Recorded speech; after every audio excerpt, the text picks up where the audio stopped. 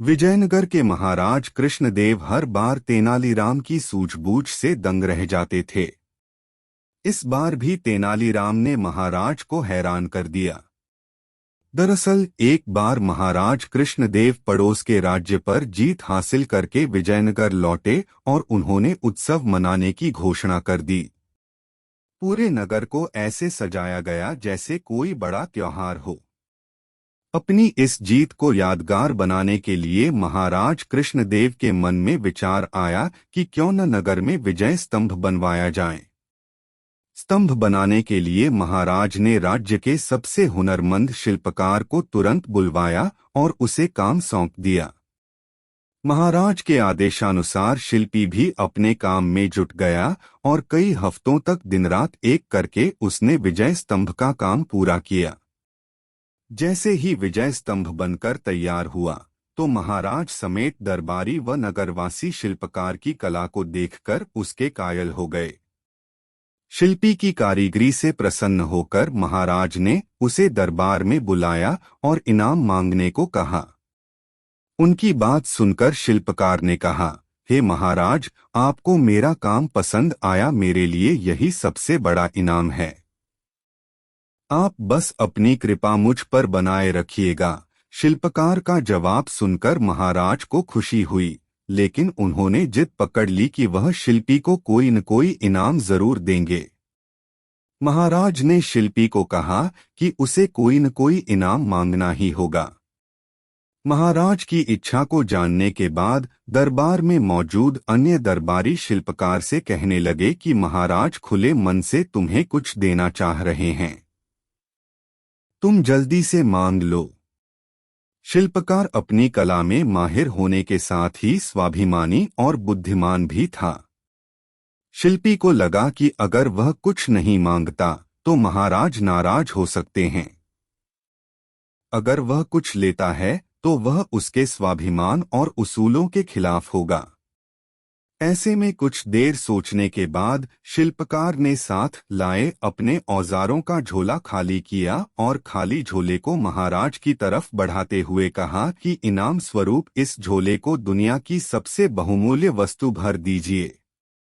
शिल्पी की बात सुनकर महाराज सोच में पड़ गए कि ऐसी कौन सी वस्तु है जो सबसे बहुमूल्य है। काफी देर तक सोचने के बाद महाराज ने दरबार में मौजूद राजपुरोहित व सेनापति समेत अन्य दरबारियों से इसका जवाब मांगा। घंटों सोचने के बाद भी शिल्पी को क्या दिया जाए, इसका उत्तर किसी को समझ नहीं आया। किसी से भी संतोषजनक जवाब न मिलने पर महाराज झल्ला गए और शिल्पी से कहने लगे कि इस दुनिया में हीरे जवाहरात से बढ़कर और क्या कीमती हो सकता है। चलो मैं तुम्हारा ये झोला उसी से भर देता हूँ। महाराज की बात सुनकर शिल्पी ने इनकार में सिर हिलाते हुए कहा, नहीं महाराज, हीरे जवाहरात इस दुनिया में सबसे कीमती नहीं हैं। मैं वो कैसे ले सकता हूँ। संयोगवश उस दिन तेनालीराम दरबार में मौजूद नहीं थे। किसी से भी समस्या का समाधान न मिलने पर महाराज ने तुरंत तेनालीराम को बुलाने का आदेश दिया। महाराज का संदेश मिलते ही तेनालीराम तुरंत दरबार की ओर निकल पड़े। रास्ते में ही सेवक ने तेनालीराम को महाराज की चिंता का कारण बता दिया। दरबार पहुंचते ही तेनालीराम ने सबसे पहले महाराज को प्रणाम किया और फिर सभा में मौजूद अन्य लोगों का अभिवादन किया। महाराज की व्याकुलता को देखते हुए तेनालीराम ने सभा में ऊंची आवाज में कहा, जिसे भी सभा में दुनिया की सबसे बहुमूल्य वस्तु चाहिए वह सामने आए। तेनालीराम की बात सुनकर शिल्पी आगे आया और अपना खाली झोला तेनालीराम की ओर बढ़ा दिया। शिल्पकार से झोला लेकर तेनालीराम ने उसके मुंह को खोला और हवा में 3 से 4 बार ऊपर नीचे हिलाकर थैले के मुंह को बांध दिया।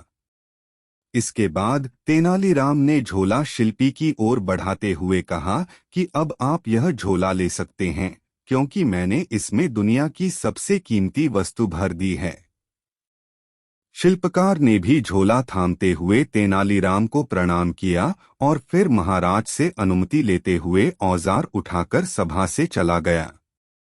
यह दृश्य देखकर सभा में मौजूद सभी लोग अचंभित रह गए।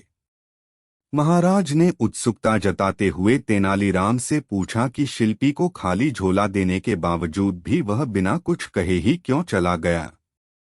इससे पहले उसने हीरे जवाहरात जैसे कीमती सामान को बहुमूल्य मानने से इनकार कर दिया था। महाराज की उत्सुकता व दरबारियों के चेहरे पर प्रश्न चिन्ह को देखते हुए तेनालीराम ने कहा, हे महाराज, वह झोला खाली बिल्कुल भी नहीं था, क्योंकि उसमें दुनिया की सबसे बहुमूल्य वस्तु यानी हवा भरी हुई थी। इस दुनिया में हवा से कीमती और क्या हो सकता है, जिसके बिना हम जीवित नहीं रह सकते।